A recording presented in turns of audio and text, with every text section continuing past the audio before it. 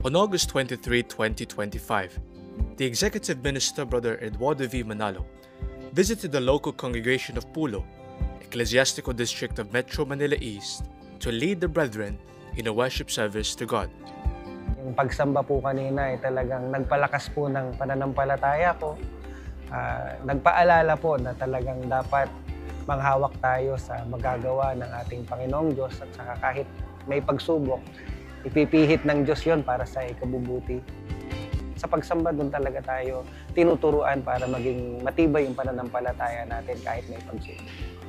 Tanim sa aking puso na aral ng Diyos na itinuro ng ating tagapamahala ay lalo po tayong magtiwala sa ating Panginoong Diyos. Sapagkat bilang isang may tungkulin, marami pong nakakahadlang dito sa atin sa mundong ito na makagambala sa ating pagtupad ng ating tungkulin.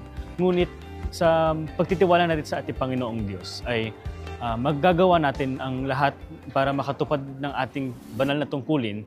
Ako bilang isang working student, ang dami kong challenges at problema na napagdadaanan. Ang una kong nilalapitan at pinagkakatiwalaan ay ang Ama.